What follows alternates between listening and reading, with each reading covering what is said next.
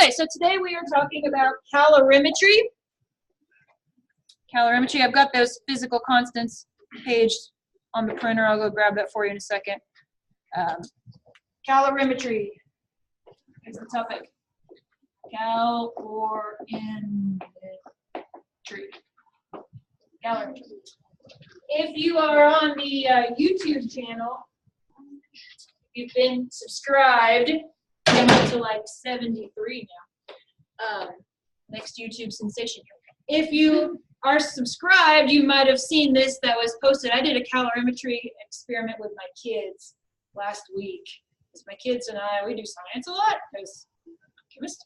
And we did a calorimetry experiment at home. So calorimetry experiments involve heat. They're experiments that can be conducted at home in your house. And we actually are going to see how accurate my kids and I were if we get to that part today. I'm not sure if we'll be able to do that calculation here, but we'll see. All right, so calorimetry calculations. These are calculations involving heat. Heat transfer. Okay, these are calculations involving heat transfer. And there are three types of systems.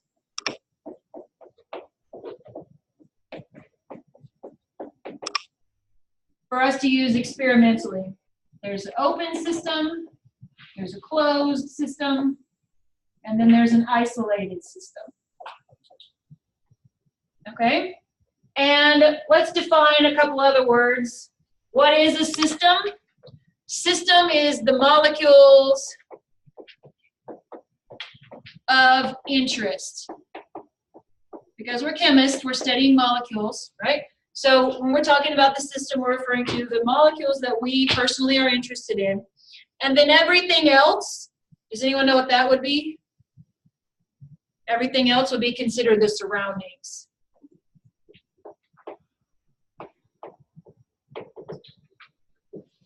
That's everything else. Okay, so there are three types of system: open, closed, and isolated. So let's see if I have a beaker in this drawer up here.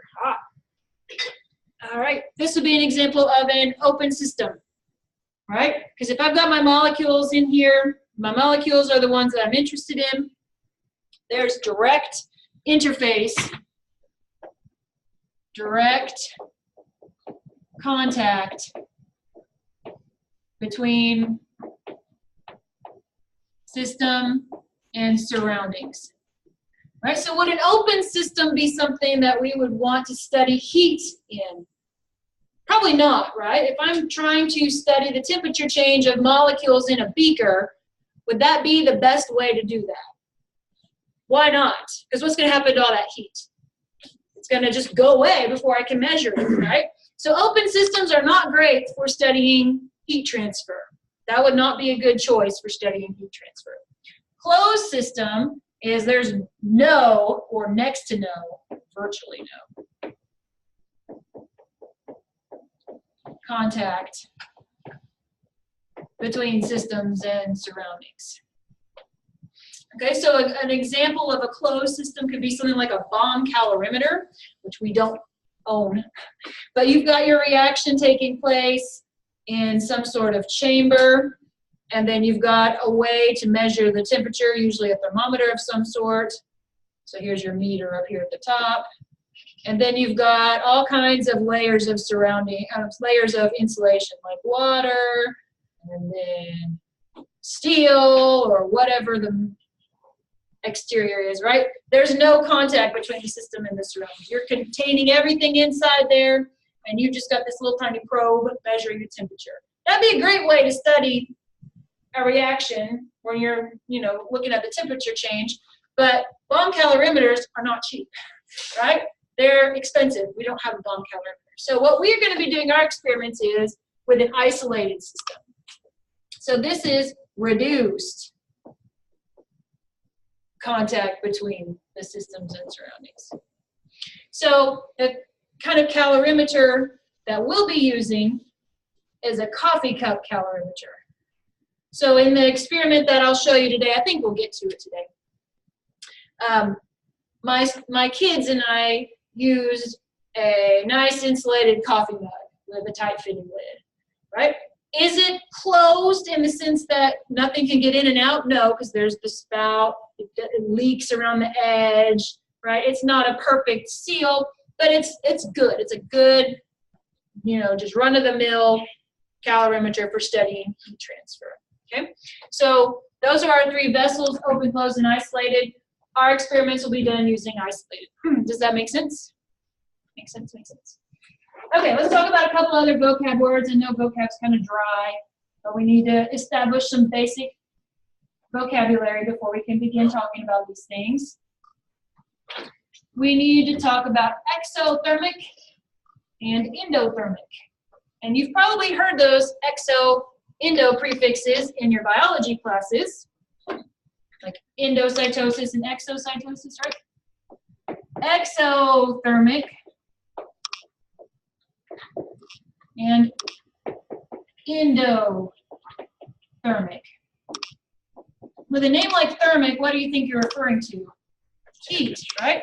So heat goes out of system into the surroundings, right? Exo, like exit, right? Heat goes out.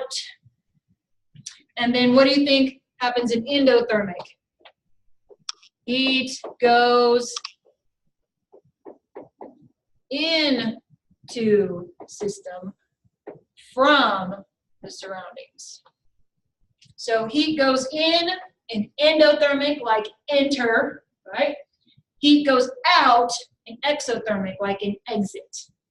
Okay, so just think the words like enter and, oops, wrong one. Wrote it in the wrong spot. Exit and enter, right? Endo, exo. Have we heard those prefixes used in like biology classes or other courses before, right? Exothermic and endothermic. Because we have to transfer heat, right? Heat's got to go from some source to some other place, okay? And the law of conservation of energy is just like law of conservation of energy. Just like the law of conservation of mass, law of conservation of energy says that energy is never gained or lost. It's just transferred. Energy never is destroyed, only transferred.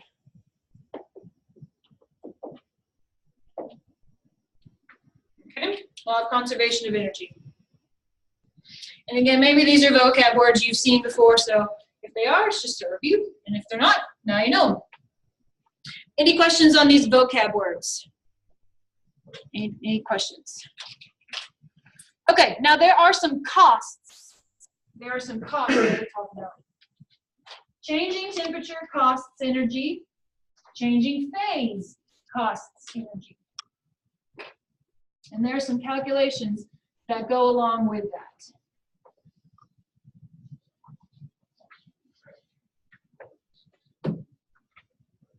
So we've got two types of calculations we're going to do. We'll do one today and one Friday.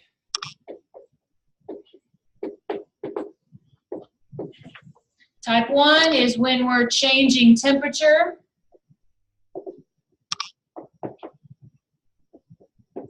And type 2 calculations are when we're changing phase. Okay, because the calculations for changing temperature are not the same as the calculations for changing phase. So this is the one we're doing today. This is what we'll be doing on Friday. Okay? Changing temperature versus changing phase. So the calculation that we use when we change temperature is Q equals MC delta T. Q equals MC delta T. That's our focus for today. Where Q stands for enthalpy And enthalpy is just a fun word for heat. Okay. M is mass. And watch your units. Watch your units. It's usually in grams. But if it's not, if it's given to you in, say, milligrams, right, you need to make sure your units match. C is the heat capacity. And this is, it varies by substance. Okay, these will be in a table. That's what I printed for you before class. I have to run down and get that. And delta T, delta, that's uppercase delta. What does that mean? Change in temperature. And it's calculated as T final minus T initial. Always.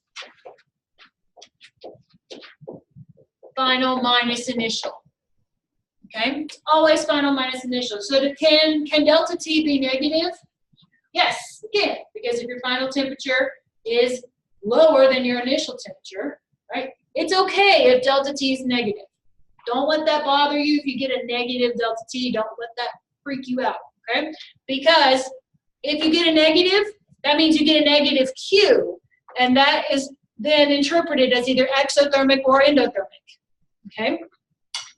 Is everyone okay if I erase mine over here? If Q is negative, that refers to exothermic. And if Q is positive, that's endothermic. Okay, because if Q is negative, that means heat is leaving. It's going away, right? If Q is positive, that means heat is coming in. So it's okay if your Q comes out negative, because you're going to interpret that as being an exothermic process. That's heat that's leaving the system and transferring into the surroundings. Okay?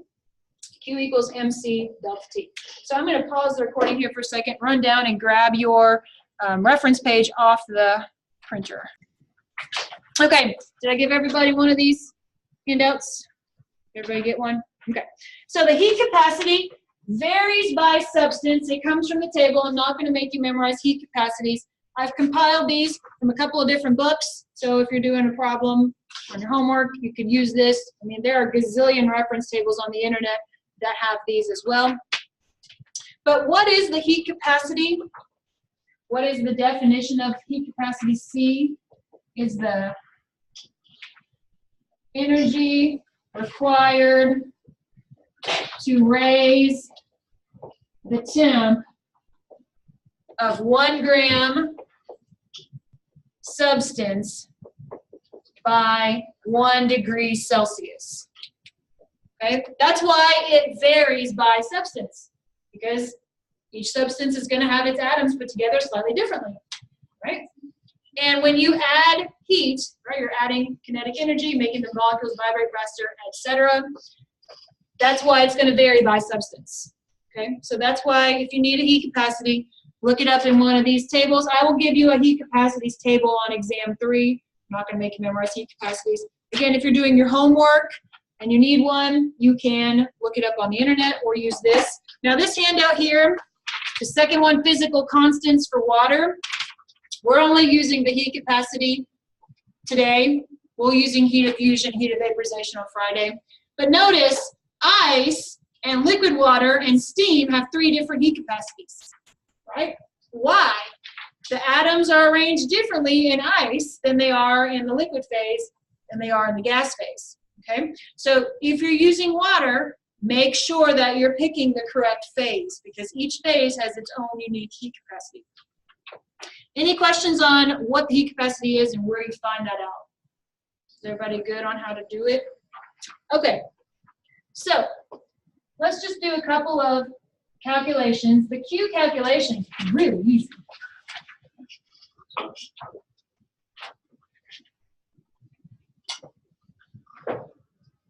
So let's just do a couple calculations. Example, how much energy is required to increase the temp of 450 milliliters water from 12 degrees Celsius to 50 degrees Celsius. Why don't you just try that on your own? I think you can do it. I'll pause the recording and let you try it. I don't even think you need a demonstration. I think you can probably do it. So I'm going to pause it and let you try it. All right, so the way I do these, or I encourage you to start doing these once you get used to it, you don't need to do this anymore, but until when you're starting out, let's just list all our variables. All right, so let's write our equation. Q equals MC delta T, and now let's just list everything out. Q, that's what we're solving for, right? M, are we given the mass? Kind of, we're given it indirectly, right? How do we get the mass? We know that this is water.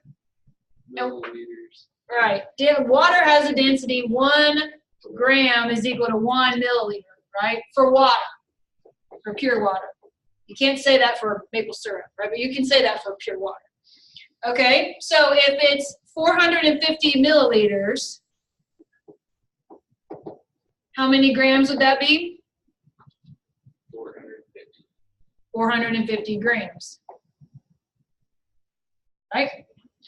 So, what do we need to do? Do we need to do any conversions?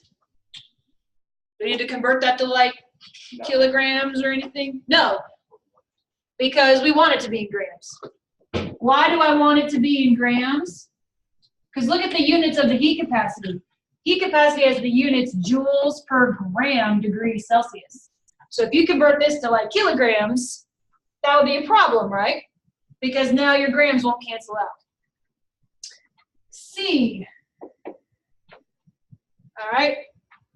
I didn't tell you that this is the liquid phase, but you could deduce that because in this temperature range, the freezing point of water is 0, the boiling point of water is 100.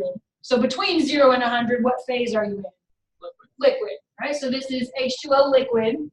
So you look at your handout, it's 4.184, right? 4.184 joules per gram degrees Celsius. And then delta T is T final minus T initial. So the final temperature is what? So that's delta T, right? The final, I'm just listing it all out. Final minus initial, 50 minus 12, so that is 38. I try to show where all the numbers are coming from. No problem. Okay, so now are we ready to just plug it in? That's all we have to do. That's all I have to do, right? MC delta T. So Q is equal to MC delta T. So the mass is 450 with a decimal grams times 4.184 joules per gram degrees Celsius. So grams cancels out times 38 degrees Celsius. So degrees Celsius cancels out. So what are my units of Q? It would be joules. So now we just plug into our calculator. How many sig figs are we keeping? 2. 2. Let's pretend there's a decimal there. Because otherwise it would be 1, right? Let's pretend there's a decimal there. Okay, so 450 times 4.184 times 38. So that's a big number. 71546.4. We're keeping 2 significant figures, so that would be 72,000 joules. You could rewrite that in kilojoules. 72 kilojoules. That's fine too. Right? I like kilojoules better than joules because I don't like looking at a bunch of zeros. That's just me. Unless it's a picture. Unless it's page. Everybody see how to do a Q calculation? What if I said something like, I gave you the amount of energy that was required. So let's say I gave you Q, and I gave you the mass, and you looked up the heat capacity, and could you solve for like TI? Could you solve for that if you knew the final temperature and you knew Q? Yeah, you could just do your arithmetic, right? So there are ones like that on the homework, I believe. So just be advised. There might be some algebra involved, right? Just distribute, it's all for X. Me too. Okay, so let's use the law of conservation of energy here and take this Q calculation a little bit further.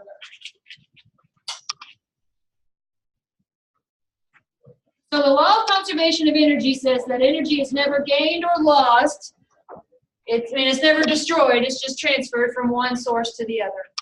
So law of cons of energy says the negative Q of the system is equal to the positive Q of the surroundings, right? In other words, if the Q is losing, if the system's losing energy, the surroundings is gaining that, right? And it also says if you have a positive Q of the system, you have a negative Q of the surroundings, right? Energy going from here to here, energy going from here to here. Yes? Yes. And just a note to throw out there to you, okay? Make sure you're writing lowercase q's here, because next semester we'll learn about uppercase Q. That's called the reaction quotient, which is not the same thing as this, okay? So just to throw this out there, for those of you planning to take Chem 2, which I hope everyone in here does, next semester we'll be learning about the reaction quotient, which is uppercase Q. So just a little bit of a note for the future. Okay, so law of conservation of energy says Q of the system that's lost is equal to positive Q that is gained by the surroundings. So if we have negative Q of the system is equal to positive Q of the surroundings, and Q is equal to MC delta T, right? That would mean negative M system C of the system delta T of the system is equal to positive M of the surroundings C of the surroundings delta T of the surroundings, right? Because we just plugged in MC delta T everywhere we saw Q. And now we can solve for any single one of these variables. So I'm going to go through an example problem. I'm going to show you the video that my kids and I did in my dining room table, and then we'll see how accurate my kids and I were. That should be fun. All right, so let's do an example. Is everyone okay if I erase? All I did was plug in the definition of Q here. And if you missed something, I'll post the recording this afternoon. So let's do an example.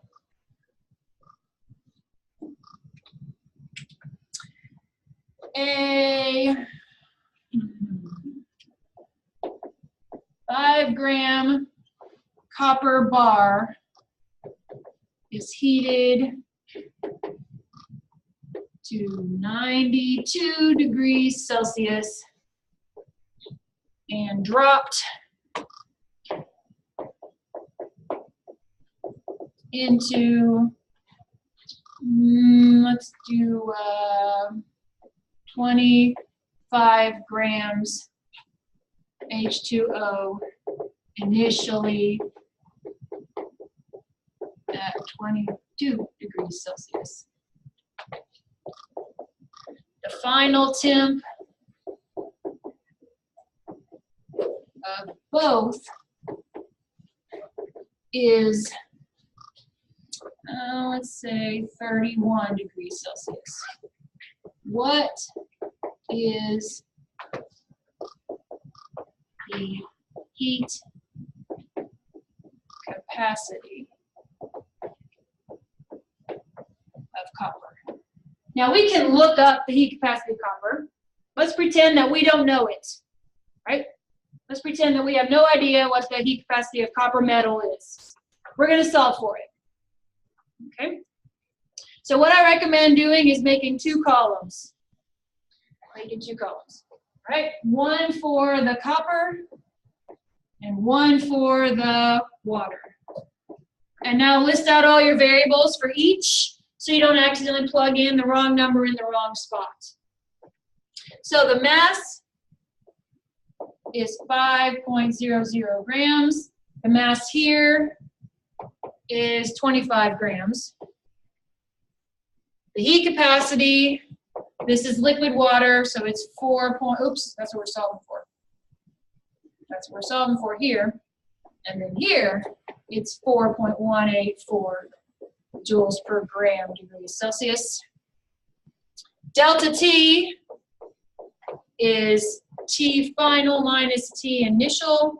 So final temperature is, copper bar, final temperature is 31, and initial temperature is 92.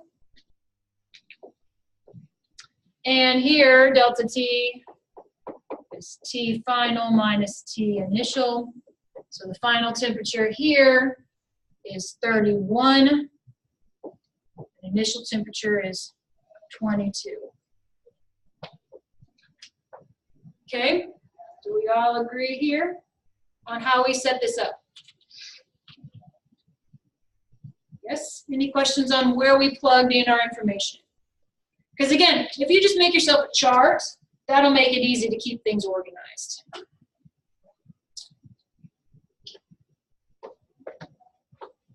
All right, so what we're going to do, am I staying in the screen? Yes, I am. So we're saying, who's losing energy here? The copper or the water? Who's losing energy? Copper loses. And who's gaining it? Water. Right. So we're saying negative Q of copper is equal to positive Q of the water, right? So in other words, M of copper times C of copper times delta T of copper is equal to M of water times C of water times delta T of water. And that negative, I'm out of the frame. There we go. Negative MCU C CU delta T CU is equal to M H2O C H2O delta T H2O. And so now all we're doing is plugging and doing arithmetic.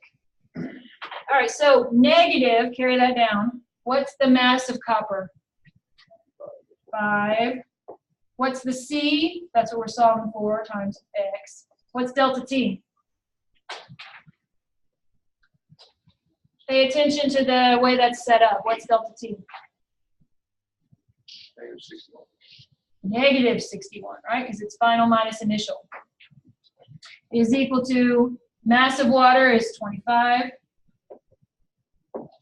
4.184. I'm dropping my units because I'm running out of space. What's delta T of the water? It's what? 9 degrees Celsius. 9. So now what we're going to do is do some rearranging. So 5 times 61 is 305. Negative of a negative is a Positive. right, so this is 305x is equal to 25 times 4.184 times 941.4. We'll do our rounding to sig figs at the end. To get x by itself, you divide both sides by 305. So x is divided by 305. 3.086557 is what my calculator spits out. How many sig figs am I keeping? 3, 2, 2, 3, 2, 2. That's constant. So how many sig figs can I keep? 2. So that would be 3.1. And what are units of heat capacity? Joules per gram. Joules per gram degrees Celsius. All right, I'm going to show you this video that my kids and I made. We did this experiment involving hot water and cold water. And I have a little section of my YouTube channel for like science teachers. So that's where it was initially posted. So we'll see how accurate I was. Keep in mind I was doing this with 5-year-olds, but ask for better help. They are my best helpers, most of the time. It's got 5 views because my kids wanted to watch it. That's only 5 views. And they want to like talk during the video too. They're like, don't forget to subscribe to our channel and all kinds of crazy stuff. So they think that they are just the coolest thing.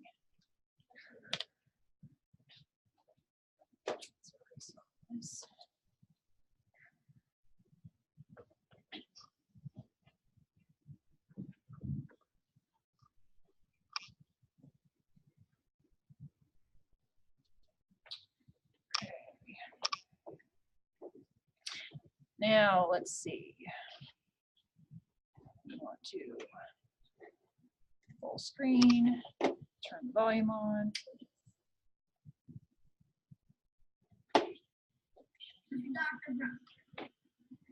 Mommy, hi. Welcome to Mommy's experiment. All right, so today we're going to do an experiment with calorimetry. And so we are going to be testing what happens when we mix water at different temperatures. So this is the initial temperature here in the air. We've got cold water. It should be pretty close to 0. I measured out 30 milliliters, 2.2. We're going to go 2.3. So I measured out 30 milliliters. Can you pull that lid off? Yes. I measured out 30 milliliters, and that's 30 grams. So our initial temperature was 2.2 degrees Celsius. And now I've got some hot water that I just heated in the microwave. And it's got an initial temperature of 58.2 degrees Celsius. So we're going to record that in our data table. 58.2 degrees Celsius. Now what we're going to do in this experiment is we're going to test how good are we in our experiment. So what we know about calorimetry is that heat is going to transfer from the hot water to the cold water when I mix them together. And since Q is equal to MC delta T, that means MC delta T for the hot, that is lost, is going to be equal to the MC delta T of the cold, that is gained. So I measured out 25 grams of my hot water, that's 25 milliliters, and I measured out 30 grams of my cold. So when I mix these together, the heat capacity is the same for both because this is just liquid water. And we're going to mix them together and see what the equilibrium temperature is. Now I'm using a thermos here. Can I do this? Let me do it. Can I do it? You hold the cup still for me so it doesn't go anywhere. What's my job? I'll give you a job in just a second. You hold it when we mix the other. Well, Okay, so that we don't want to transfer the ice because that'll add extra mass. Okay, bud, you hold it for me. Jump in the hot. I want you to dump it hot. Go. Now the hot goes in. Cassie wants to. And we want to put the lid on. And we want to mix. That's the baby, not a velociraptor. We want to take the temperature inside there. Let's see what the temperature is inside there. Can you read it? 25.6. 25.6. 25.6. Can you read it too, bud? Second opinion? Yes. Okay, read it. What do you, does it say 25.6? Okay. Yes. All right, so 25.6 is our final temperature. Now let's just for good measure, let's make sure we actually got the temperature of the water, not the ambient temperature. Hey, now it's time to say goodbye. We're not finished yet. The actual thermal temperature of the water is about 26. 27 is what it's coming out. So our final temperature is 27. 27. I thought it was 26. Well, see, sweets, when we stuck it in there, we weren't actually getting the probe into the water. We were just getting the temperature of the air. So we want to make sure we're getting the temperature. I got it in 0.6. Okay. I saw 0.6. Now, if you do the math, this is the value we want to test. I can turn off that. Yes, you can turn it off. So if you plug in your values here, 58.2 I have to take it out. and 2.2. If you do your arithmetic here, I'm trying to watch the rest. hopefully you get, for your TF, I can't see 27. you. That's Do you get 27.0? no. If But you did, it's then off. we were pretty accurate. Good job. Good job turning it off. If we do not come up with 27.0, then we had some experimental error somewhere. Most likely because we're losing heat through my thermos here. I left the lid off the whole time. But this is a nice test that you can do to test to see, can you come up with a good experiment using good instruments and good practice? So give this a try and see how we did. Ready to say bye? Let me say it first. Say it quickly. Well, Say bye. thank you. Please subscribe Mama Jill today and see us next time on Dr. Brock. Say bye. Oh, Thank you for watching Mom. Bye. Okay. So now we're going to see, were we actually accurate? Let's find out how accurate my crew and I were last week when it was raining and we were bored. Oh, I'm glad you enjoyed. So let's see if 5-year-olds can do some decent chemistry. So I jotted down our data here. We're trying to see what the final temperature is, 27. Let's see if we can come up with it. So M, negative M, C delta T for the hot is equal to MC delta T for the cold. So the mass here was 25. So negative 25 times 4.184 times delta T. That's where we're going to have X minus 58.2 is equal to 30 times 4.184 times X minus 2.2. All right, so we're going to do some arithmetic. 25 times 4.184 is negative 104.6 X minus 58.2 equal to 30 times 4.184, 125.52 X minus 2.2. So let's distribute negative 104.6 X plus 104.6 times 58.2. 6087.72 is equal to 125.52x minus 125.52 times 2.2. 276.14. All right, let's combine like terms. So let's put our x's over here.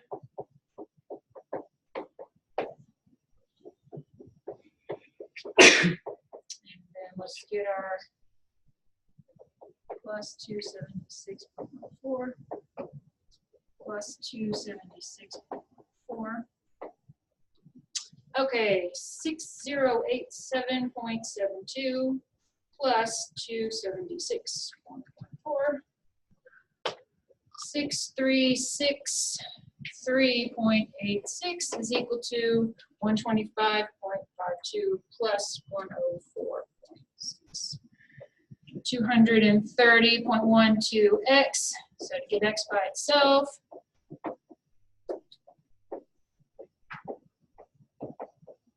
x equals 6363.86 divided by 230.12.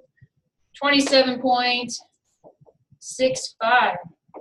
27.7 we'll go with. Not bad, because we came up with 27. So hey, my 5-year-olds were not too far off. I'll have to go tell them about that. They'll be excited. All right, so do we understand how to do calorimetry calculations? Do we understand how to do before and after calorimetry calculations? In this example, we were solving for the final temperature, right? We were using the constants, and we were solving for the final temperature. But you could have set up a problem where maybe you didn't know the mass, and you're solving for mass. You can solve for any one of those variables. And again, what I recommend doing is making a 2-column chart. We've got time to do practice problems. So let's do one of those. So I'm going to jot one up for you to try. Are you okay for me to erase? You okay to erase? We've got enough time for you to try one. I always like to try to give you at least one opportunity to try during class.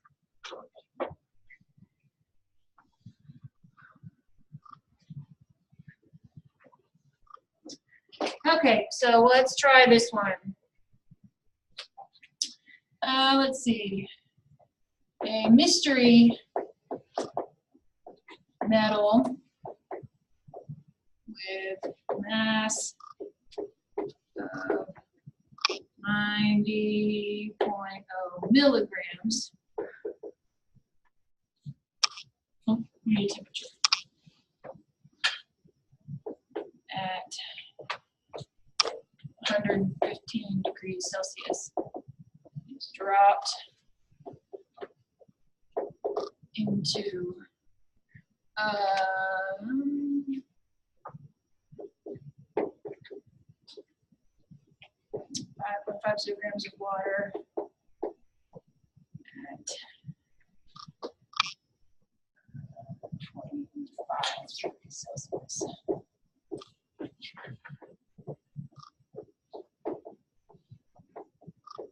Final temp of both is 31 degrees Celsius. What is the heat capacity of mystery metal?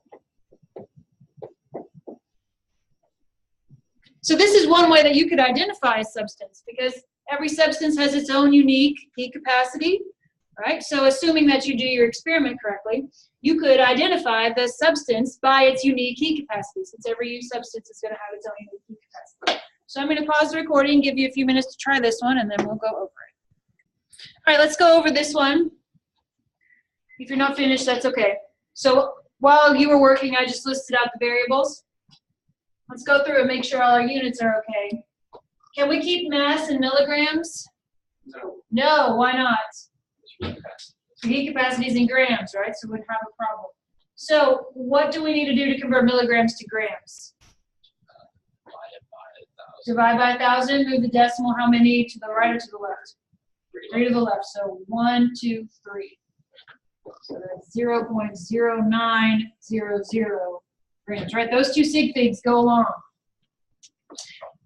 C is what we're solving for. What's delta T? What's that value? 31 minus 115, what is that? And then that unit's degrees Celsius. Okay, mass is in grams already. This is water. What's my delta T here? 6. Okay, so now, who's losing and who's gaining? Water gains and heat loses, right? So, make sure I'm still in the frame. Negative Q of the metal is equal to positive Q of the water. So negative, am I still in the screen? Yes. M metal, C metal, delta T metal is equal to M H2O, C H2O, delta T H2O. Agreed? Yes? Okay, so negative mass is 0.09. I'm going to drop my units because I'm running out of space here. Times X times negative 84 is equal to 5.50 times 4.184 times 6. calculator. So 0.09 times 84. Okay, negative of negative gives me positive, so that's 7.56x is equal to 5.5 times 4.184 times 6. 138.07 divided by 7.56 divided by 7.56. So x equals 18.2, 18.3, and then I can only keep 2 sig figs, so 18 joules per gram degrees Celsius. That's a really high heat capacity, but keep in mind 0.09 grams of it increased the temperature a good bit, right? So it makes sense. That 0.09 grams increased the temperature of the water by 6 degrees Celsius. So you'd expect that if you have a tiny little bit and it increases the temperature of the water that much, that it'd have a really high heat capacity. So nothing on your chart's got a heat capacity that high, right? Because I just made these numbers up. But nonetheless, this is how you could use a heat capacity experiment to identify an unknown. Any questions on how we did this one? All right, that's where we'll stop for today.